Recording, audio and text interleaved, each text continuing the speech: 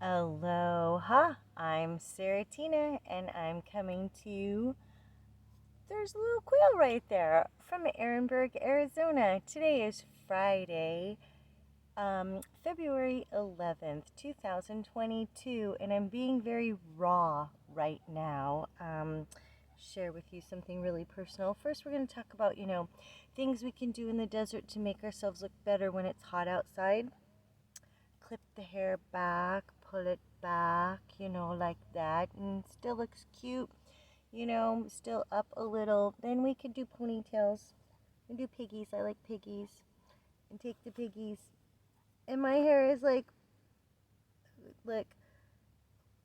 processed from color, lightened on the ends from the sun, gray, and in need of a cut. But you can still find that you are cute. There is cuteness inside of you. There is cuteness inside of you. So I can do that. I think the most classic hair in the bun family is the top bun. Okay, so yes, the hair is growing out. So what do? Do you tuck it? What do you do? Okay, so sweating. Oh, stretch. Oh, wow, that feels really good. I'm being really raw in these moments right now because I live in a tent in the desert, and so many people think, you should be doing this or you should be doing this and blah blah, all your blah blah. But we're here now, and very, very, very grateful for this moment of learning and having solar power and taking my chakra dance. And it is what it is. And if you fight what is, then you are going to create your own suffering. So when we clap and we put our hands together, stimulates things in our body, and this actually can bring happiness to you. I wanted to say hello and introduce you to my page and share a little, first about being raw. Wondering what's going on with the eyebrows, are you? Because I've always been told, you have such nice eyebrows. Oh, I should find a photo. You'd all laugh. Okay, so eyebrows. Eyebrows are a thing. Natural eyebrows when I had Everett. Natural eyebrows. Megan, Deborah, blonde. Oh, can't see those. And you can't see them, but when I was in cosmetology school, I had totally, I did the, Tom called them surprise eyebrows, where they just go from here to there, and you have, he said surprise eyebrows. And then I learned in cosmetology school that our eyebrows, are an important feature on our face. And there are ways that we can line up our eyebrows and get nice arches and shape them. And I was in a space in my life where I was in Oregon in 2010 when I actually really knew I was like an empath and kind of found out all this information on being an empath. We lived in an apartment complex, and the energy in the apartment complex was just really strange. Like, I just had a lot of really crazy things happen while I was there. And one night I took Everett, he was 5 at the time, and we did have this pushy stroller that we used for groceries and pushing him around. Maybe it was 5, yeah, he was 5, he was in kindergarten. And we were going to a party 2 blocks away, and we left and we went to this party and we celebrated in this beautiful yard in Roseburg of these beautiful people that we met and had a great time. And upon coming home, when we were walking up to our apartment complex and I had the stroller and we went down, I went through a gray veil at the base of the steps approaching the apartment complex, and I felt this grayness all around our apartment complex. And it just was a different feeling, like knowing that the shift in the energy. And that's when I really kind of understood that I felt energy and was learning about being an empath. So at that time, there was a gent that I was chatting with on the lower level, and we had friends on the lower level, and Tara was on the end, and the kids, and Everett was in school. And I realized that one night I picked an eyebrow, and then it got to this point where it was like, it's there, it's got to come out. And I had no idea what I was doing or what was happening, and that was the start of like missing eyebrows. Then I looked into it and I found out that people do it, and it's like a nervous habit. So I've spent years drawing them in, and Chris at Salon Surreal was like so amazing. Um, she would get my eyebrows just beautiful, and I wouldn't have to do anything with them. Oh yeah, so I went from the surprised look that's just a boop boop to a more natural look, and she just kept them up really nice, and then I kept them up over the years. Well, when I started pulling them out for like what the like why, I don't know, it was just like something's there, and it just felt weird. It's like one had to come out, and I don't know. So it is something that other people do, and I started doing, and then of course you pencil them in, pencil them in, and then, it gets hot and the face sweats. So last year when I arrived in this space in Ehrenberg, I got to a space where I decided for myself that I wasn't going to draw on the eyebrows anymore. And well, it got to be 120 degrees this summer. So 3 days straight of 120, which means the nights got down to 100.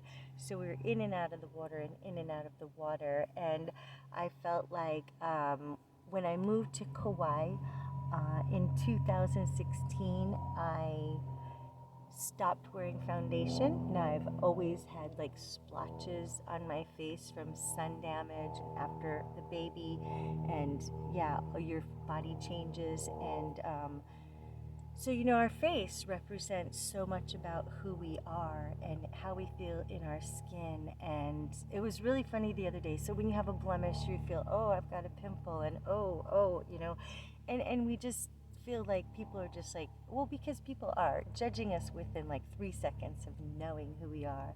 And yeah, but the other day I made a video, and I've made some really raw videos with chapped lips, and I had a zit right here that I picked at, and I was like in the video, and there's two birds dancing outside. Looked at that afterwards, and I thought, what if I can look at that and love it? And be like, wow, that's kind of a cute addition to your face right now, because it's different. So that's kind of the space I was in. We're going to stop and do thymus tapping. It's getting a little hot. It's supposed to be like 80 today, and it's only like February. Do you know that tapping right here helps your thymus gland? Okay, so see, I'm sweating. I've always been a sweaty kind of gal. I used to waitress, and I was just telling Everett that when I waitressed at the Phoenician, and I have twinsies out there. If you're growing your hair out, I'm gonna cut it. It's almost the full moon. I am gonna cut it. I am. Maybe we'll videotape that too. We can send it to Brad Mondo and let him break it down. Haircut in the desert. Oh no. So, getting back to the sweaty. I also jump around. My mind jumps around a lot. I forget a lot of things. I forget where I'm at. A lot of, I don't know. It's been a really interesting 25 years of my life. After 24, I felt the best of my life, and then it just started going downhill. All these things happened in my life, and really seriously, after 25 years, I am really feeling like myself again. It's taken a really long time. It's taken a lot of meditation. It's taken a lot of healing. It's taken my chakra dance class and all of the things I've learned along the way to get to where I am now. And I want to pat myself on the back and oh wow, that feels really good. Give myself a little hug. Oh, see, crack, crack, crack, crack, crack, crack.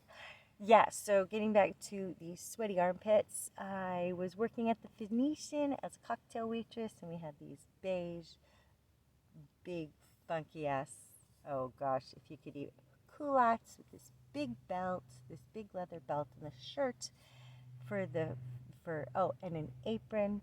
That was aprons was ice cream parlor. I worked in the ice cream parlor, cafe and ice cream parlor at the Phoenician.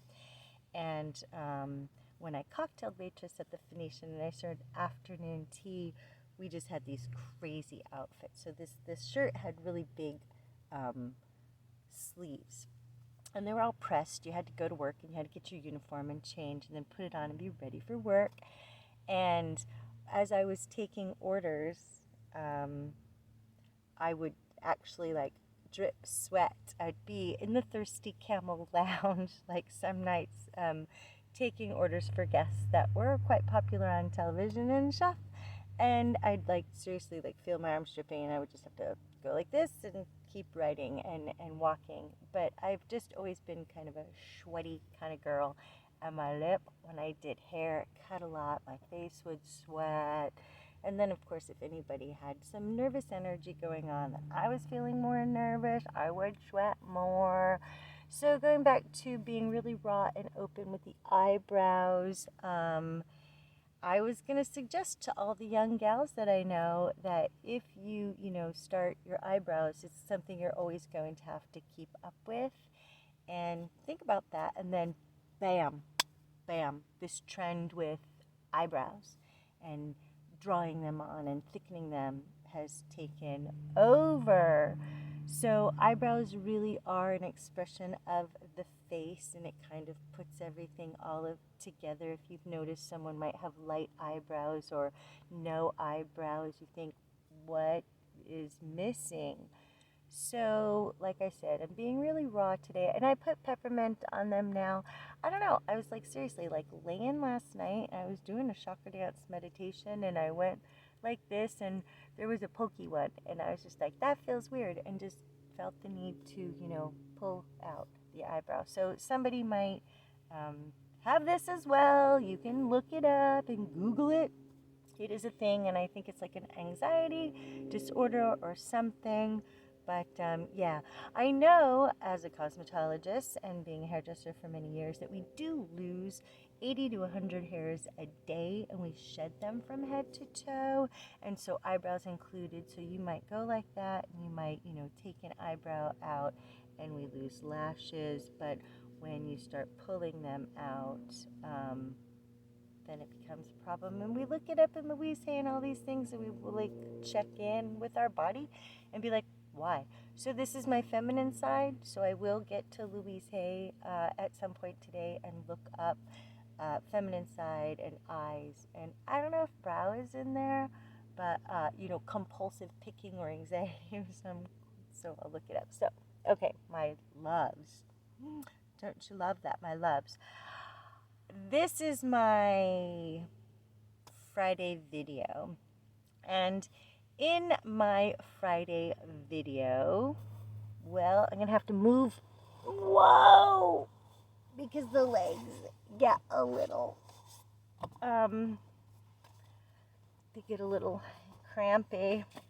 So what I think I'm gonna do is I'm gonna share a positive affirmation.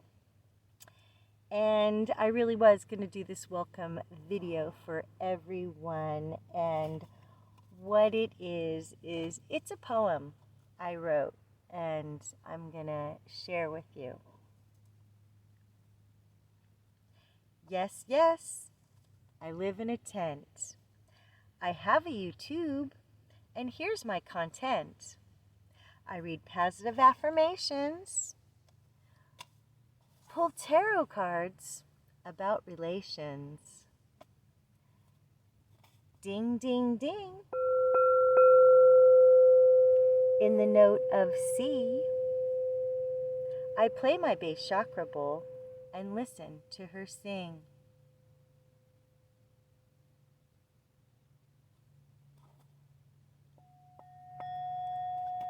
Ding, ding, ding, Tibetan base chakra bowl.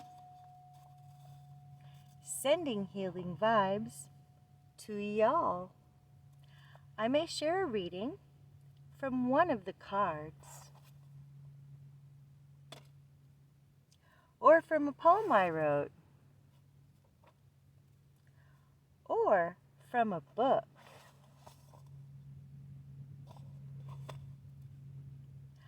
all for opening up our hearts. I share stories that you may not know, so we all may grow. Then I may share some laughter yoga. Ho, ho, ha, ha, ha, ho, ho, ha, ha, ha. Here we go, yay! And I must admit, that might be after I take a toke. Ha, ha, ha, ha, ha, ha, ha, ha, ha, ha, ha, ha. I may lead you in a meditation. Close your eyes, breathe in to your belly, count to 3, and release. Because I'm living here like I'm on vacation. I share all things from my heart, and I share my art. We'll chat about chakras.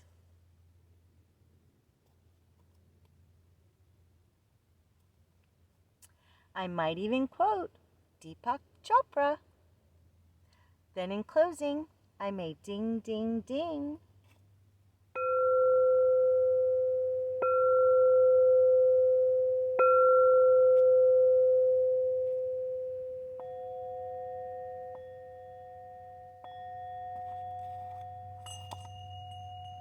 Hearing the ring, ring, ring for healing.